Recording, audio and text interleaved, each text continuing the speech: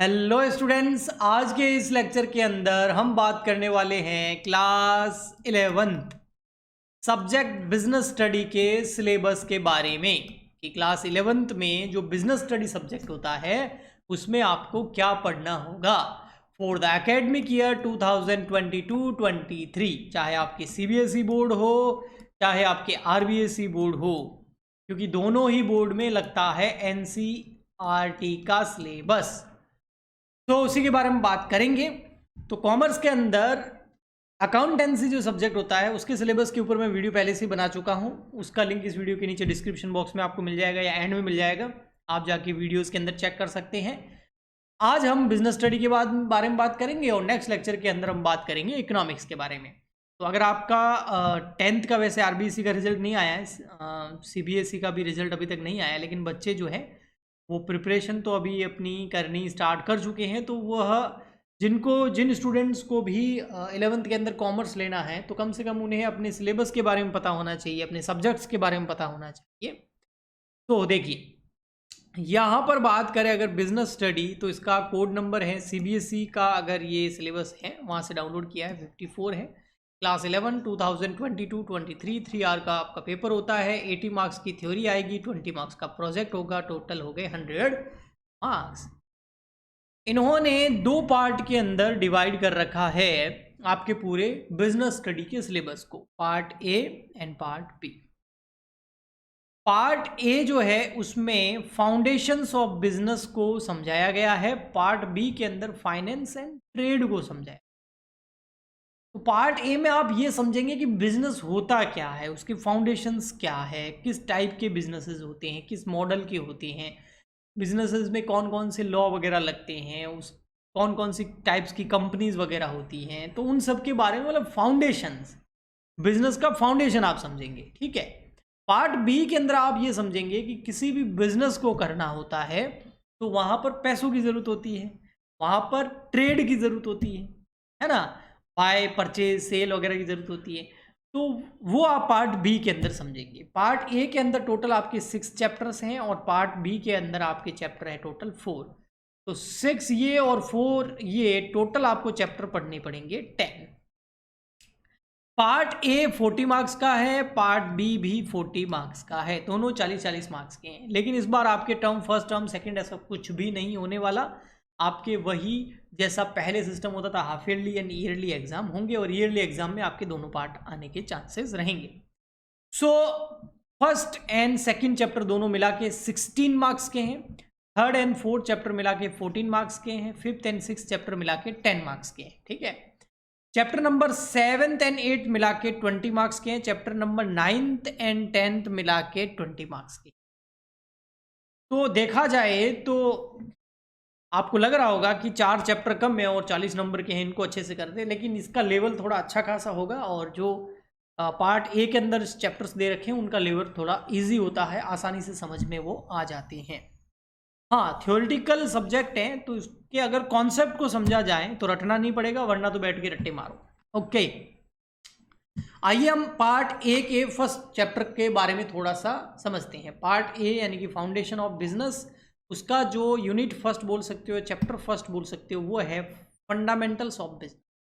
भाई बिजनेस क्या है, उसकी हिस्ट्री क्या है ना, ट्रेड कब स्टार्ट हुआ इंडिया के अंदर, बैंकिंग सिस्टम कब आया, और intermediator, transport system, trading, merchant, जो मेजर ट्रेड सेंटर्स हैं या इंपोर्ट और एक्सपोर्ट जो है वो, और सब कॉन्टिनेंट जो पोजीशंस हैं इंडिया की वर्ल्ड इकोनॉमी के अंदर, उसके बारे में डिस्कस किया जाएगा। यानी कि हिस्ट्री उठाएंगे और फिर धीरे धीरे धीरे उसको आगे लेके जाएंगे। एक बिजनेस के साथ में बहुत सारी ऑक्सिलरी सर्विसेज होती हैं जो एक बिजनेस को ऊपर उठाती है ना। जैसे कोई भी, आप आज के टाइम में अगर कोई भी बिजनेस करेगा तो पेटीएम बिना काम चलेगा क्या? नहीं चलेगा ना। तो ये ऑक्सिलरी सर्विस हो गई। तो ऐसे कैसे अगर आपको बिजनेस करना है तो आपको ट्रांसपोर्ट की सर्विस की फैसिलिटी चाहिए, आपको इंफ्रास्ट्रक्चर की फैसिलिटी चाहिए, अच्छी रोडें होनी चाहिए, अच्छा जो है एयर स्पेस होना चाहिए, अच्छा रेलवे होना चाहिए, है ना। ये सब ट्रांसपोर्ट की फैसिलिटी होनी चाहिए, इंश्योरेंस की फैसिलिटी होनी चाहिए, बैंकिंग की फैसिलिटी चाहिए, है ना, आजकल टेलीकॉम की फैसिलिटी चाहिए।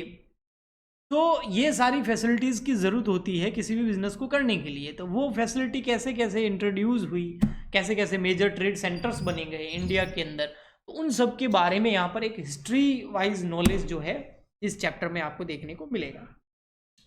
फिर आप पढ़ेंगे इस चैप्टर के अंदर बिजनेस और उसका मीनिंग एंड कैरेक्टरिस्टिक। बिजनेस क्या है, उसका मीनिंग्स क्या है, उसका कैरेक्टरिस्टिक्स क्या उसकी विशेषताएं हैं। फिर आप पढ़ेंगे बिजनेस, प्रोफेशन एंड एम्प्लॉयमेंट के कॉन्सेप्ट को। तीनों अलग कॉन्सेप्ट है, बिजनेस और प्रोफेशन एंड एम्प्लॉयमेंट। जैसे फॉर एग्जाम्पल के लिए आप किसी मॉल में गए और वहां से कुछ बाय करके लेके आए तो वो बिजनेस हो गया, ट्रेड हो गया। लेकिन आप किसी डॉक्टर के पास, इंजीनियर के पास, टीचर के पास या कहीं गए और कुछ सर्विसेज लेके आए आप, तो वो प्रोफेशन के अंदर आता है। तो उसके बारे में यहाँ पर आपको समझने को मिलेगा।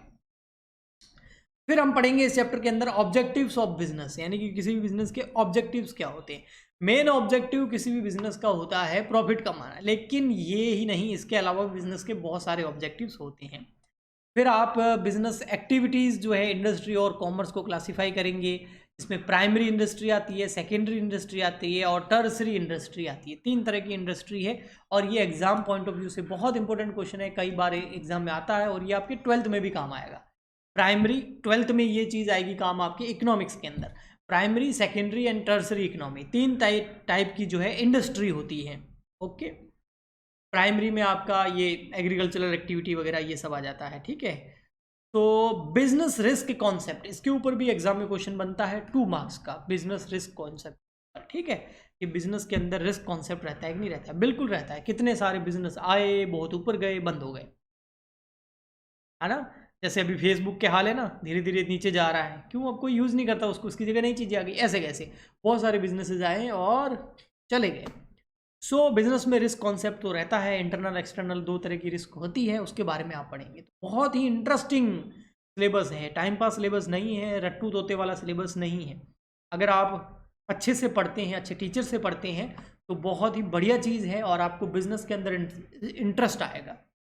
आपको पता है, आप पूरी दुनिया बोल रही है आने वाले टाइम में इंडिया जो है एक बिजनेस के मामले में एक डेवलप्ड कंट्री होने वाली है, वर्ल्ड को लीड करने वाली कंट्री होने वाली है। जैसे अभी चाइना है, अब चाइना के बाद इंडिया का नंबर है। उसके बहुत सारे रीजंस देते हैं। एक तो यंग इंडिया है और इंडिया के अंदर वास्तव में अभी 3rd पोजीशन पे आ गया है स्टार्टअप के मामले में। सबसे ज़्यादा स्टार्टअप्स यानी कि बिजनेस जो एक अच्छे लेवल पे पहुंच गए हैं वो इंडिया में स्टार्ट हो गए हैं। तो 3rd नंबर पे आ गया है। आने वाले टाइम में ये 1st नंबर पे आ जाएगा और एक रिवोल्यूशन आएगा इंडिया के अंदर। तो आपको भी इस बिजनेस के बारे में बहुत अच्छे से नॉलेज होना चाहिए। हो सकता है अच्छे से अभी इसके अंदर इंटरेस्ट आ जाए आपको और आप आगे जाके जो है फिर बहुत बड़ा कोई बिजनेस एम्पायर खड़ा कर दें, क्योंकि शुरुआत छोटे से ही होती है। तो इस सब्जेक्ट को कॉन्सेप्चुअली और अच्छे से पढ़ना बहुत बहुत ज़रूरी होता है और सारे टीचर्स की रिस्पॉन्सिबिलिटीज़ हैं कि स्टूडेंट्स को बिजनेस का रियल नॉलेज दें विथ एग्जाम्पल्स। ओके, जैसे विवेक बिंद्रा नाम से एक यूट्यूबर है, ठीक है। उनके एक इंटरव्यू के अंदर उन्होंने बोला था कि मेरे को 11th क्लास और 12th क्लास में उन्होंने कॉमर्स ले रखा था कि उस टाइम में मेरी बिजनेस स्टडी मुझे अच्छी लगती थी, बिजनेस स्टडी में मेरे अच्छे मार्क्स आते थे। और आज उनको बहुत बड़ा बिजनेस है, बहुत बड़ा यूट्यूब चैनल तो है ही, उनका बहुत बड़ा बिजनेस है, बड़ा business.com। अभी एक जूनियर नाम से कोई स्टार्टअप भी वो लगा रहे हैं।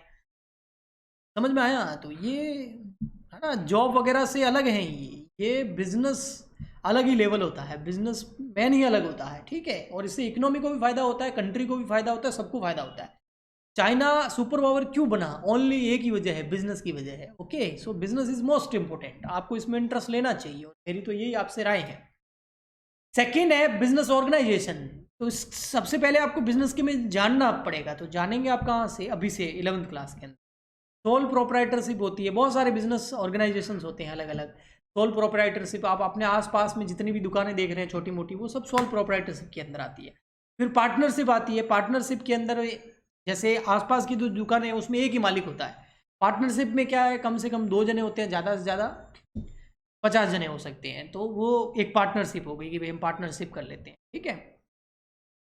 एक हिंदू अनडिवाइडेड फैमिली बिजनेस होता है, HUF बोलते हैं जिसको। फिर कोऑपरेटिव सोसाइटीज़ वगैरह होती है। और फिर हमारा आता है मेन कंपनीज। बहुत बड़ी बड़ी कंपनीज देखते होंगे ना आप, रिलायंस हो गया, टाटा हो गया, बिरला हो गया, अंबानी हो गया, अडानी हो गया, ये Adani groups of companies, Tata groups of companies, बहुत सारी कंपनीज आप देखते होंगे, है ना। एप्पल जो है ये कंपनी है, माइक्रोमैक्स वगैरह, माइक्रोसॉफ्ट वगैरह, बहुत सारी कंपनीज आप सुनते होंगे। तो वो कंपनीज क्या होती है, कितने टाइप्स की होती है कंपनी, शेयर मार्केट से उसका क्या रिलेशंस होता है, वो सब कुछ हम इस चैप्टर के अंदर समझेंगे। फिर फॉर्मेशन, कंपनी का फॉर्मेशन कैसे होता है, कंपनी की स्टार्टिंग कैसे होती है, कैसे आप भी कंपनी स्टार्ट कर सकते हैं। जी हाँ, बिल्कुल, ओके। और यूएसए वगैरह में तो 16 साल की उम्र में बच्चे कंपनी स्टार्ट रजिस्टर करा देते हैं, इतना इजी प्रोसेस है उधर। अपने इंडिया में भी सुधार हो रहा है। तो आने वाला टाइम बिजनेस का ही है, और अगर इसमें इंटरेस्ट लेंगे, हो सकता है आने वाले टाइम में आप में से कोई एक बड़ा बिजनेस एम्पायर खड़ा करके लोगों को जॉब भी दें और गवर्नमेंट को टैक्स भी दें और इनोवेशन भी करें। ठीक है, नेक्स्ट है आपका चॉइस फ्रॉम बिजनेस ऑर्गेनाइजेशन। फिर आता है 3 तरह के ग्लोबल एंटरप्राइजेज होते हैं, एक पब्लिक होते हैं, एक प्राइवेट होते हैं। 3 तरह के एंटरप्राइजेज होते हैं, एक होते हैं पब्लिक, एक होते हैं प्राइवेट, एक होते हैं global. Public, private and global क्या है अभी बताना शॉर्ट में इजी नहीं रहेगा, मैं इसको फुल एक्सप्लेन करूंगा आपको ज़रूर इस चैप्टर के अंदर। हाँ, मैं इसकी बहुत सारी यूट्यूब पे लेक्चर्स अपलोड करूंगा, तो आप बिल्कुल इसको ज्वाइन करना और अच्छे से इनको सीखना। ओके, तो इसके लिए आप हमारा बिजनेस जो ये यूट्यूब चैनल है इसको सब्सक्राइब कर लीजिए। फिर आती है बिजनेस सर्विसेज। मैंने जैसे बोला ना, कोई भी बिजनेस विदाउट सर्विसेज पॉसिबल नहीं है। किसी भी ऐसी जगह पे जाके कोई हम एक फैक्ट्री लगा सकते हैं, कोई मॉल खड़ा कर सकते हैं जहाँ पर कोई ना तो ट्रांसपोर्टेशन की फैसिलिटी है, ना इंश्योरेंस की फैसिलिटी है, ना बैंकिंग की फैसिलिटी है, ना इलेक्ट्रिसिटी की फैसिलिटी है, ना वाटर की फैसिलिटी है, नहीं ना। ऐसे कैसे कोई भी बिजनेस तभी चलता है जब उसके आसपास जो ऑक्सिलरी सर्विसेज होती हैं वो अवेलेबल हो, तभी बिजनेस ग्रो होता है, अदरवाइज नहीं हो सकता। ठीक है, इसलिए आपको पता होगा ना, इंडस्ट्रियल एरिया अलग ही होता है, और जहाँ एक जगह इंडस्ट्री किसी एरिया में लगनी स्टार्ट हो जाती है ना, फिर सारी इंडस्ट्री उधर ही लगती है।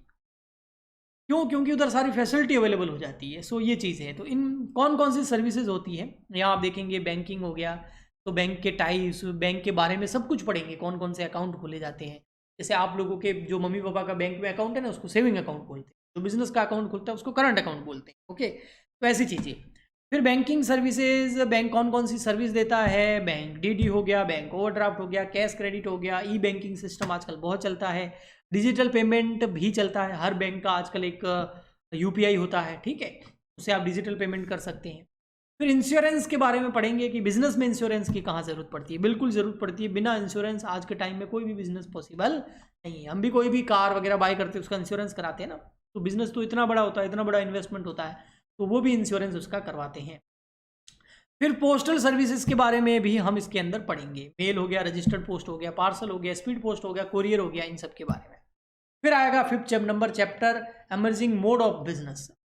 बिजनेस के क्या क्या मोड्स हो सकते हैं उसके बारे में हम अच्छे से पढ़ेंगे। और फिर आता है 6th, बिजनेस करो, प्रॉफिट कमाओ, लेकिन सोशल रेस्पॉन्सिबिलिटी मत भूलो। तो हर बिजनेस को एक सोशल रेस्पॉन्सिबिलिटी जो है उसको निभाना होता है।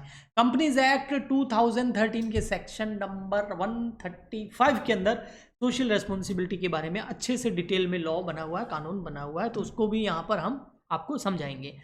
सोशल रेस्पॉन्सिबिलिटी का क्या मतलब होता है, और बिजनेस एथिक्स क्या होते हैं, इन सब के बारे में इस चैप्टर के अंदर पढ़ेंगे।